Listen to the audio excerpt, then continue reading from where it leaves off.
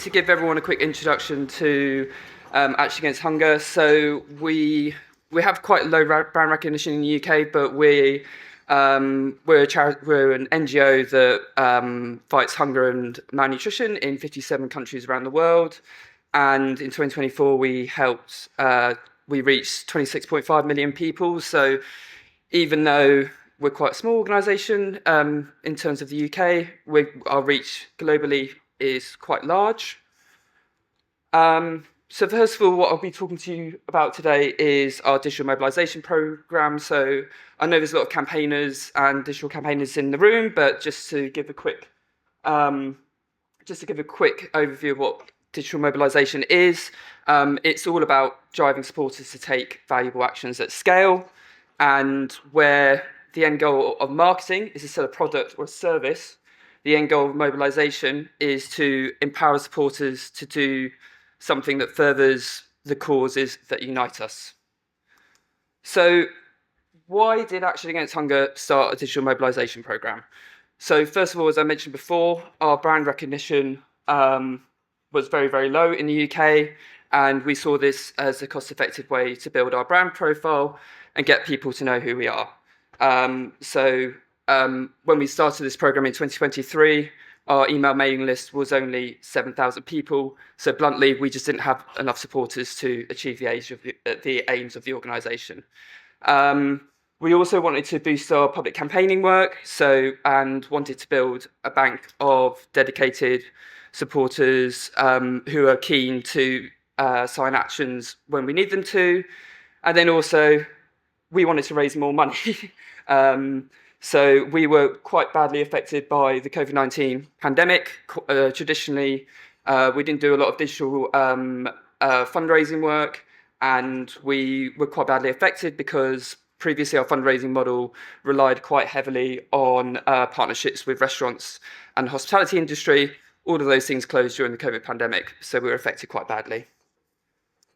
Just some of our key objectives. We wanted to, as mentioned, we wanted to scale up our email lists, and we wanted to recruit lots of supporters from new audiences because we were struggling to reach these new audiences online. This always makes me laugh a little bit, but one of the key parts of our wider fundraising strategy was to gain new fans and create super fans. So we wanted to educate people around world hunger and get them taking more meaningful and long-term action. So it wasn't just getting them in and getting them to do one action. We wanted to invite new people in and get them to keep taking action for us. And then also we just wanted to show the importance of digital and demonstrate how digital can play a vital role in significantly increasing sustainable income. So how do we achieve this? So these are the sort of 5 few things that I'll take us through. So we created new ways of working. We focused on using advocacy actions online and urgent social media creative. We then focus a lot, and then after that initial point of engagement, we focus a lot on data chain actions and also our email journeys too. So the first thing we did was we introduced new ways of working across the organisation. I've heard a lot of chat yesterday about the split between campaigning and fundraising goals. We wanted to sort of break down those barriers internally.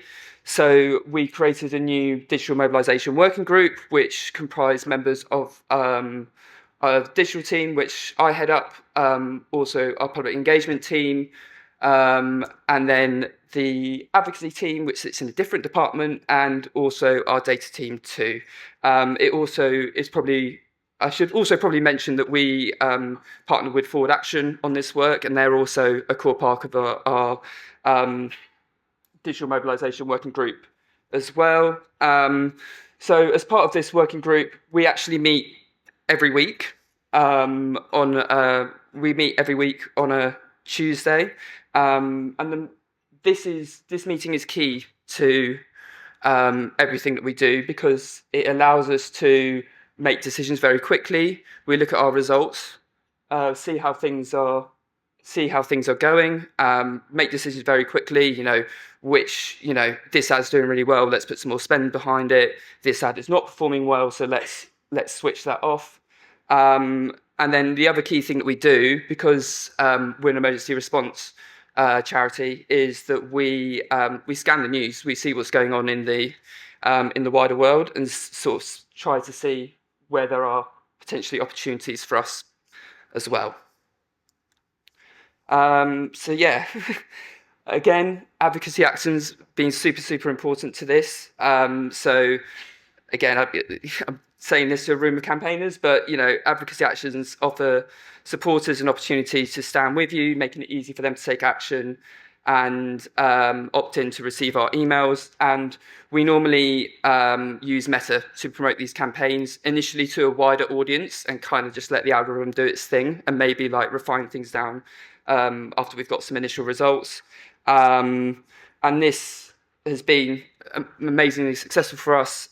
You'll see in the top left, our Gaza petition, I think in the end, our Gaza ceasefire petition in the end got over 250,000 signatures, which is a huge number for us, considering we had a very small campaigning program before. And because of the way that we set up our digital mobilisation working group, we were able to get this up and running very quickly with a smooth sign-off process. The next thing that we've used quite a lot is urgent social media ads. So, effective social media content needs to cut through the noise, feel native to the platform and what other content people are seeing on Meta, and also give people a clear reason to act. So I've just screenshotted a few examples of ads that we've used. So one of the things that has been particularly successful for us is the using what we call villains. So in this case, the villain is Keir Starmer, and that normally encouraged people to click through ads. You'll also notice that I'm using quite a nice branded template, and these ads are not particularly on our brand, which I think if our brand team was here, they'd probably heckle me quite a lot for not using branded content, but we deliberately went for more sort of lo-fi content because it's this type of thing that people engage with, using things like, for example, the spin-off of the BBC News app as well. And yeah, the other thing that we use quite a lot, but I was a bit too scared to include, is video content, just in case the video didn't work while I was presenting, but we did use quite a lot of video content as well. And yeah, I think quite a few of you would have gone to the talk with Ali from Fraud Action yesterday about daisy chain asks. So this has also been really important for us, and we've worked really hard on these. So I think what we've learned is that the best moment to ask for a donation, a follow-up action, or a share is immediately after someone has taken action, and give people another way to engage straight away afterwards. We also, and also, for example, another part of the data chain ask is initially like a single GIF ask, but immediately after they've given a single GIF, we'll also ask for an RG ask as well. Yeah, and then email journeys. So once a new supporter has signed up and has opted into emails, we put them on a journey with frequent action-based emails that show new supporters how they have the power to change lives. So all opted-in supporters will receive an initial welcome series and then be added to our regular email schedule afterwards. So in the emails that they receive in the welcome journey, it normally includes lots of other ways to engage. So, for example, if they've signed Handraiser, then we will send them an email UMP action afterwards, or we will send them stories about our work as well. And then we see it as a ladder of engagement, and then the last ask will normally be an RG ask. So just take you through some of the key results. So, as I mentioned before, through this work, we've seen a 15 times increase in our supporters. So we've grown our list from 7,000 supporters in 2023 to over 110,000 is what we've got today. We've also significantly increased online income too. So last year we raised over £600,000 online, which is by far our best ever year for digital fundraising. And also more long term, we've also had a 2.5 increase in regular givers. So we now have over 8,000 regular donors providing lifetime value to the organisation. And just take you quickly through some of the things that we've learned as well. So the main thing is testing is key. So as I mentioned earlier, we use that we use that weekly meeting to review how we're doing, and so that it really allows us to make decisions quickly, and it really allows us to make decisions quickly. And this is really important because the digital landscape moves so quickly, and what worked well in your last campaign isn't necessarily going to perform next time. So I mentioned earlier about using images of Keir Starmer. We launched this ad on the left about Sudan, and we had to switch it off very quickly because the CPA was really, really high. So even though using an image of Keir Starmer before worked for us during the Gaza ceasefire campaign, it hasn't been working for us recently. I think it's just because people are a bit sick of seeing Keir Starmer as in the news all the time at the moment. And we might be using a picture of Andy Burnham or Wedge Streeting in a few weeks, but we'll see.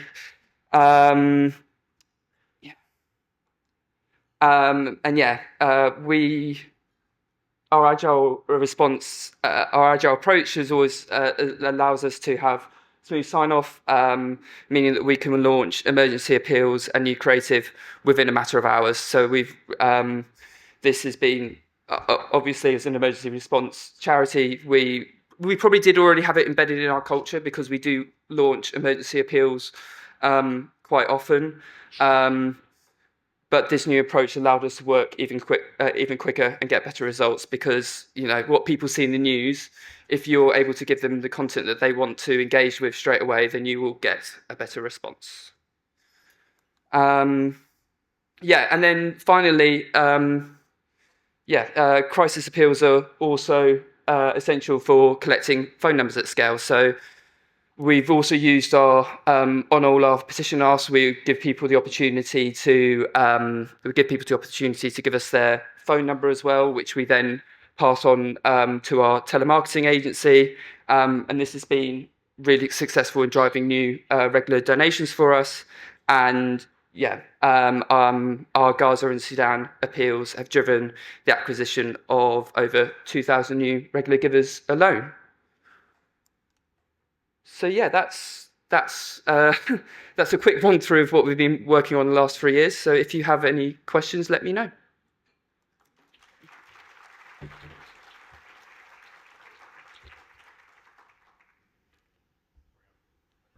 There you go.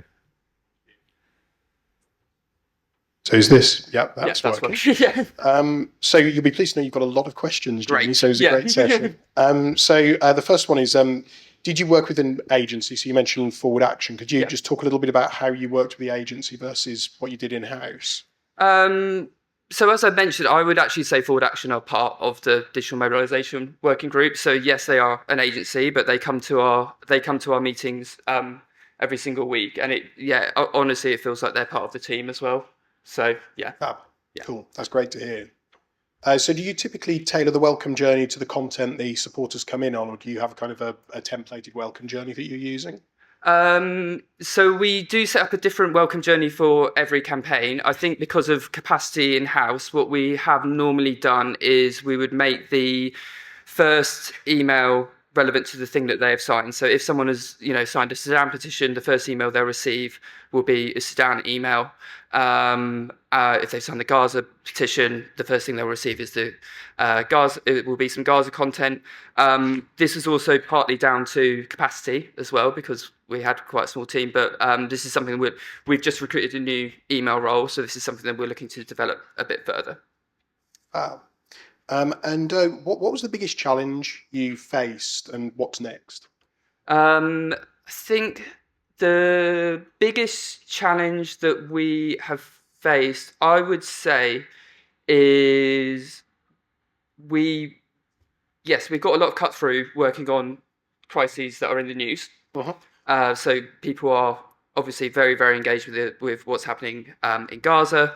And I think the main challenge for us now is turning that into more. We've had success with getting regular gifts, but in terms of like single gifts, a lot of them are to our restricted appeals, and the challenge is turning those into unrestricted donations.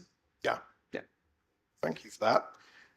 Could you talk a little bit more about the telemarketing agency and the work that you're doing on acquiring recurring givers? So that is led by our individual giving team. So I can't give too much in depth info on that. But we're currently working with a couple of agencies. And I believe that we work very closely with them, and that we ensure that they have we write the scripts for them, and we provide the scripts for them so that the people that are doing the calls feel able to speak confidently on the issues that we're on the issues that they're calling people about and trying to convert into long-term donors. Yeah. Thank you. What kinds of actions have you used around your ads? Has it all been petition based, or have you tried varying different advocacy asks? So the main asks that we have done are hand raisers, and we have done email your MP actions, which we did have some success, in particular in the run up to the general election. We did have some success with an email your candidates ask, but we've generally found that email your MP actions are a bit of a higher barrier to ask in that initial point of engagement, when it's likely that no one's heard of us. So we found that using a hand raiser is the best way to bring people in, because it's a simple ask. The other thing that we did try at the start of the program were quizzes, and we found that quizzes were really great at getting people to come in and do the quiz, but then at the end they wouldn't give us their email address, so we weren't getting good CPA on those. Thank you for that. Just kind of extending through kind of different actions, have you used any actions as part of your welcome journey? Have any been more successful than others?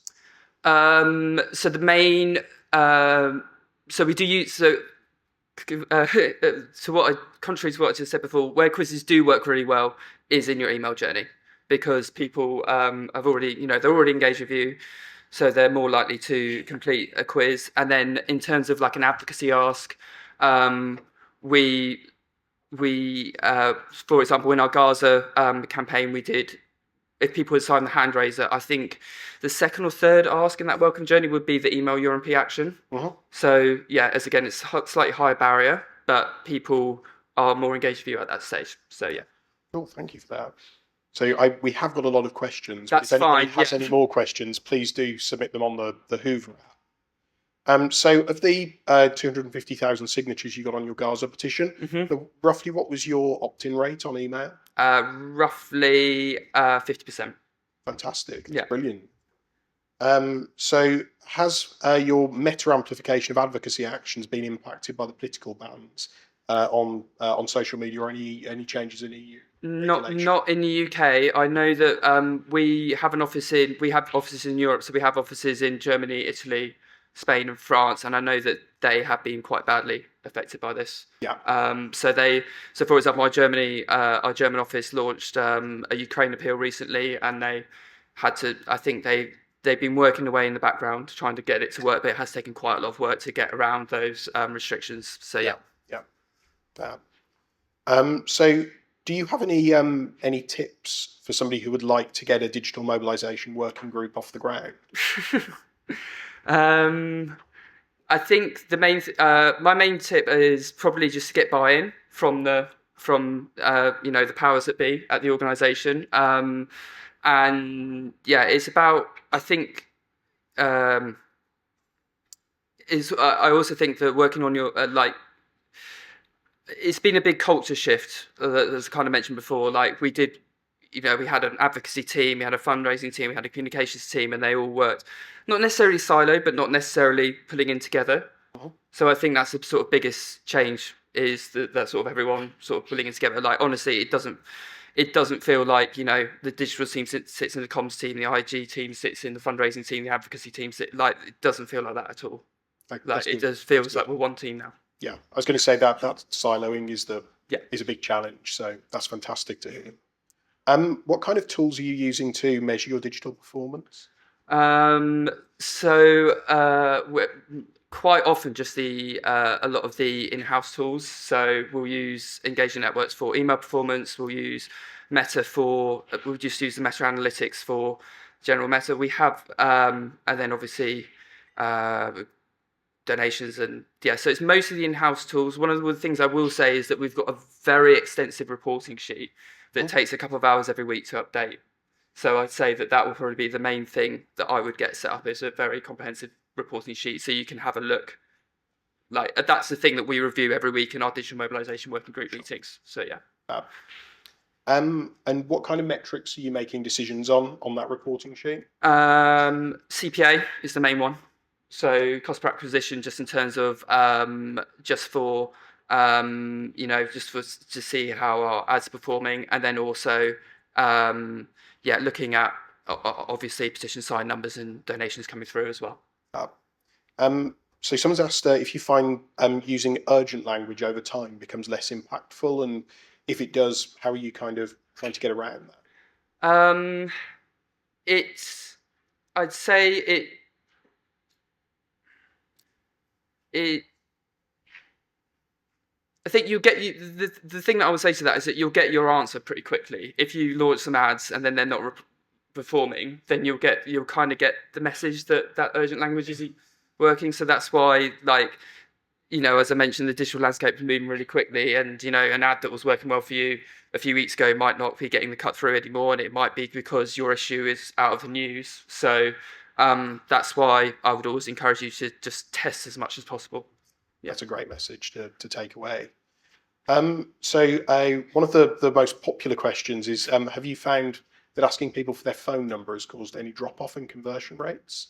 So the way that we ask people sorry, I should have taken a screenshot so I can get up on the screen, but we have on our form we have a telephone field, and it's just a text field, and it just says, and the opt-in wording underneath says, it's kind of a bit like soft opt-in, which I know we'll cover later, but there's a telephone field, and it says you don't need to leave us your telephone number, but if you do, we will contact you about our work. And there's no you don't have to click opt-in or opt-out, it's just there. And if you do leave your phone number, we'll take that as opt-in for us to contact you. So we haven't found, because it's created a drop. No. That's great. So it won't surprise you that there's a large number of questions relating to cost and roughly how much it costs to achieve the growth. So completely understand if you're not comfortable answering that, but I thought I'd ask that on behalf of one of the half a dozen. How much did it cost? No. So we initially got this off the ground using a grant from the People's Postcode Lottery. So that's another thing, if you are worried about costs, if you're a small organisation, that there are funding opportunities available. And then once we got that initial investment from a foundation, you can then and once we got the program up and running, and we were able to prove that it was working, and obviously there was quite significant interest in our work around the Gaza campaign, I was able to unlock a bit more budget from the from our chief executive. Yeah. But I'd say, if you're another tip I would give, if you are, I understand what it's like. It's very difficult when you're a small organisation with not big budgets. That maybe a tip to take away is that there are funding opportunities available if you ask around. So yeah, that's brilliant. So yeah, in terms of retention rates, have you seen any difference between retention rates from paid ads versus kind of warm organic acquisitions? I think most of our acquisition has come through the paid ads. Okay. So that's where we're getting our initial cut through. Although that is changing, because I know that our social media, we're working a lot more with. We've started working a lot more with influencers in the last couple of months. So in particular for our Sudan campaign, we got a huge increase in sign-ups through working with an influencer. So, but that was only a few months ago, so I don't really have like retention numbers on that yet. But No, yeah. no. Fab. So in terms of your welcome journey, your emails are being sent fairly close together. Yeah. Have you done any testing? Have you found any impacts or any trends from placing emails kind of at different periods and things like that? I think what we normally do is about like every 2 or 3. So once someone signs up, they'll get the initial thank you email, and then they'll receive emails sort of every 3 days or so, and then we'll put them on the regular email schedule, which is we aim to send an email every week to our entire list. That's brilliant. So you've mentioned using video content in ads. Yeah. And videos can be quite time and resource intensive to produce. So have you found that the additional investment in videography is kind of worth that expenditure of resources? Sorry, I just got like, so what I'm about to say, we didn't actually invest that much in videography at all. The video that got a lot of cut through was from Harry, who's just over there, and it's just him filming himself in his bedroom. Cool. So yeah, just a piece of camera about why the situation in Sudan is urgent and why people need to sign your petition. So I would say you don't necessarily need to have a big investment in videography. You can do it cheap. Yeah. I've seen some great event fundraisers videoing themselves doing like training, and that's amazing cut through. So just to ask kind of one final question, and there are lots of questions still in the app, so you might well be approached after this with more. But how often do you update your welcome series, given how responsive you are in terms of kind of the ad side of things? Not as much as we should is the honest answer, because we have quite a small team. But yeah, it's something that we've now got a new email officer to help us really maximise this. So it's something that we'll be working on a lot more. But yeah, it was something that we struggled with, is keeping that welcome journey updated often. Cool. So yeah. Well, thank you so much for that. That was a fascinating session, and thank you for answering so many questions so openly. Thank you.